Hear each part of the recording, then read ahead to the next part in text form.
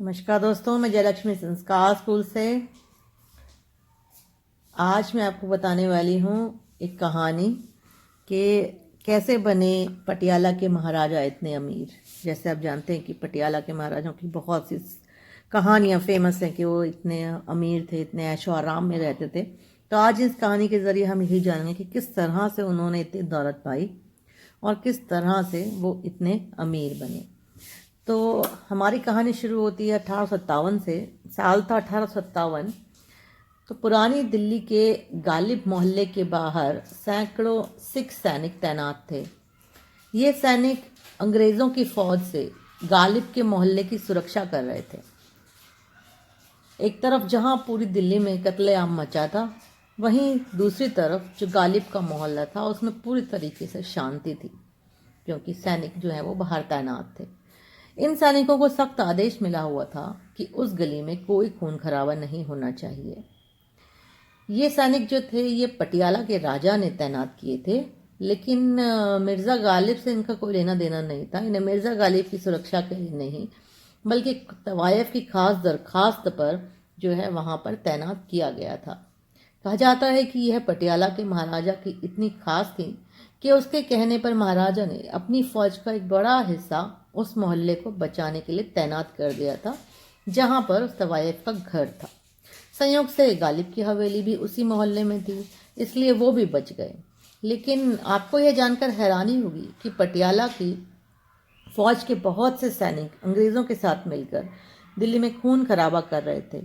यानी कि एक तरफ जिस सेना को इस तवायफ की रक्षा करनी थी, उसी फौज को दिल्ली का कत्ले आम भी करना था। अपनी सेना को यह दोहरा फरमान सुनाने वाले राजा कौन थे, क्या आप जानते हैं? यह राजा थे राजा नरेंद्र सिंह। कहते हैं कि राजा नरेंद्र सिंह की सेना ने 1857 की क्रांति को कुचलकर दिल्ली फतह करने में अंग्रेजों की खूब मदद की। और यह भी कहा जाता है कि 1845 में जब पहला इंडो सिख वॉर हुआ था, तब नरेंद्र सिंह से ने जो है अपनी ही सिख कौम के खिलाफ जाकर के अंग्रेज़ों की मदद की थी। तो हम यह सोच सकते हैं कि दुश्मन चाहे अपने हो या बेगाने, इन लोगों ने हमेशा ही अंग्रेज़ों का साथ दिया था। इसलिए ऑर्डर ऑफ स्टार के लिए अंग्रेज़ों ने इन्हें दीवान इंग्लिश के टाइटल से नवाजा, जिसका मतलब होता है special friend of British empire. अब ये स्पेशल फ्रेंड ब्रिटिशर्स के इतने स्पेशल हो गए कि इसकी एक कहानी हम आपको और सुनाते हैं कि साल था 1925। हीरे जवाहरातों को तराशने वाली एक पेरिस की कंपनी कार्शर पेरिस, आपने सुना होगा इसका नाम, के शोरूम में कुछ सिख सैनिक घुस गए। उनके हाथ में तलवारें थी और सिर पर पगड़ियां। यह पटियाला के राजा अपने लिए एक खास नेकलेस बनवाना चाहते थे। तो कंपनी ने अपने सेल्समैन को होटल क्लारिस में भेजा महाराजा से मिलने के लिए। होटल क्लारिस पेरिस का एक सबसे आलीशान होटल था, जहाँ के एक शानदार स्वीट में राजा रह रहे थे उस वक्त में। तो जब सेल्समैन वहाँ पर पहुँचा तो उसने देखा कि महाराजा उसका इंतज़ार कर रहे थे। मैं कुछ समझ पाता उससे पहले ही महाराजा ने उसे एक बड़ा लकड़ी का बक्सा खोलने के लिए कहा। इस बक्से में अखबार के टुकड़े भरे थे, जिसे देखकर पहले तो सेल्समैन को कुछ अजीब सा लगा, लेकिन जैसे ही उसने एक अखबार उठाया तो एक बड़ा सा हीरा ज़मीन पर आकर के गिरा, जो कि पीले रंग का डिबेयर्स डायमंड था, जो कि जिसका आकार आप कह सकते हो गोल्फ गेंद के बराबर था। यानी कि काफ़ी बड़ा हीरा था। वह दुनिया का जो है 8वां सबसे बड़ा हीरा था, जिसकी कीमत उस वक्त भी करोड़ों में थी। सेल्समैन यह देखकर हक्का बक्का रह गया, लेकिन यह तो बस शुरुआत थी। इस बक्से में करोड़ों की कीमत के हीरे, मोती, पन्ना, नीलम आदि जैसे दूसरे रत्न भी भरे पड़े थे। लेकिन राजा बिना किसी हिसाब किताब के उन्होंने यह सेल्समैन को दे दिया, और यहीं से बनना शुरू हुआ दुनिया का सबसे कीमती नेकलेस।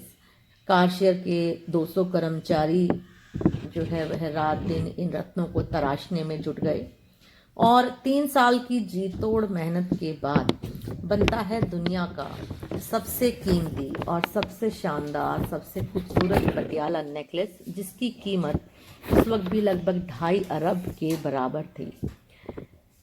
यह बताया जाता है कि पटियाला के महाराजा भूपेंद्र सिंह के लिए यह हार बनवाया गया, जिनके पास 200 से भी ज़्यादा गाड़ियाँ और 300 से भी ज़्यादा रानियाँ थी।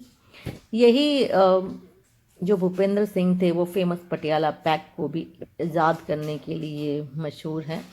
तो नरेंद्र सिंह ने जो है ये जो थे वो भूपेंद्र सिंह के पोते भूपेंद्र सिंह नरेंद्र सिंह के पोते थे। महाराजा नरेंद्र सिंह उनके दादा थे और उन्होंने 300 एकड़ में जो 1200 कमरों का एक शानदार महल बनवाया था, भूपेंद्र सिंह उसी में रहा करते थे। कहा जाता है कि यह भारत का सबसे शानदार पैलेस था, जिसके बाथरूम भी इतने आलीशान थे कि वे किसी स्यूट से कम नहीं थे। हज़ारों एकड़ ज़मीन उनको अपने दादा से विरासत में मिली थी और यही आगे जाकर के कैप्टन अमरिंदर सिंह को मिली। लेकिन सवाल यहाँ पर यह आता है कि पटियाला कोई बहुत बड़ी रियासत तो थी नहीं, उनसे भी ज़्यादा बड़ी रियासत जैसे कि जयपुर, मारवाड़ इतिहास के पन्नों में दर्ज हैं, जो कि पटियाला से काफ़ी बड़ी रियासतें थी और उनका रेवेन्यू भी काफ़ी ज़्यादा था। लेकिन सवाल यहाँ पर यह आता है कि पटियाला के राजाओं के पास अपने ऐशो आराम के लिए इतनी दौलत आखिर आई तो आई कहाँ से। कैप्टन अमरिंदर सिंह उसके राजा बने। इस रियासत का इतिहास जानने के लिए हमें जाना होगा पटियाला से लगभग 800 किलोमीटर दूर एक शहर है जैसलमेर शहर। जैसलमेर आपको पता है राजस्थान में एक शहर है। एक तरफ जैसलमेर शहर का आप जानते हैं कि रजवाड़ी कल्चर है अपना, और दूसरी तरफ पटियाला का है पंजाबी कल्चर है। ये दोनों कल्चरों में चाहे जो है ज़मीन आसमान का फ़र्क हो, लेकिन इतिहास बताता है कि कैप्टन अमरिंदर सिंह वो जैसलमेर को जो बसाने वाले इंसान थे, रावल जैसल उन्हीं के वंशज थे। सदियों पहले रावल जैसल के वंशज में से एक फूल सिंह वे बठिंडा आकर बस गए थे। इस फूल सिंह के 7 बच्चे थे, जिनमें से एक थे राम सिंह। राम सिंह को खुद आप जानते हैं कि सिखों के गुरु गोविंद सिंह ने अमृत चखवाया था, तभी से ये राजपूत से जो है वो सिख बन गए थे। 1695 में राम सिंह के घर एक बेटे आला सिंह का जन्म होता है।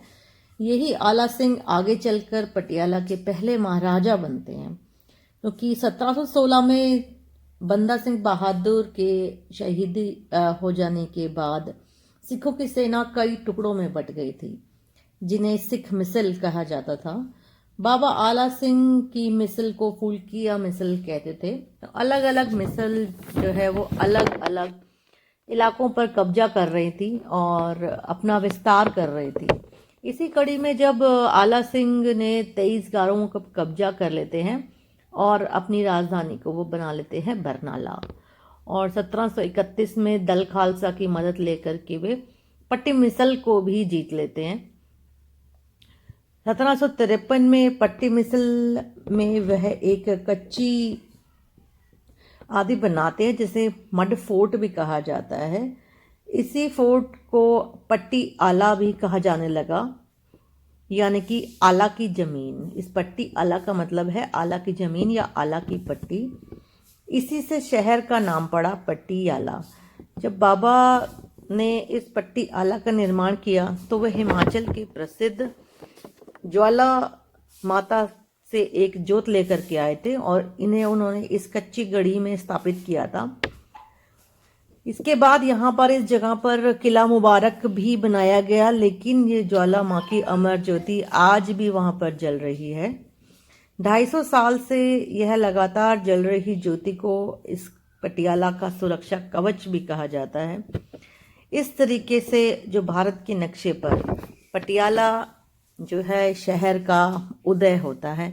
यह थी इस कहानी का जो है पार्ट 1 कह सकते हो आप, और पार्ट 2 के लिए आप प्लीज़ कल ज़रूर हमारे चैनल को एक बार विज़िट करें। इसका पार्ट 2 हम कल करेंगे, क्योंकि अदरवाइज़ वीडियो बहुत ज़्यादा बड़ा हो जाएगा। तो ये था कहानी का पार्ट 1। पार्ट 2 के लिए आपको कल तक का इंतज़ार करना पड़ेगा। थैंक यू दोस्तों, नमस्कार।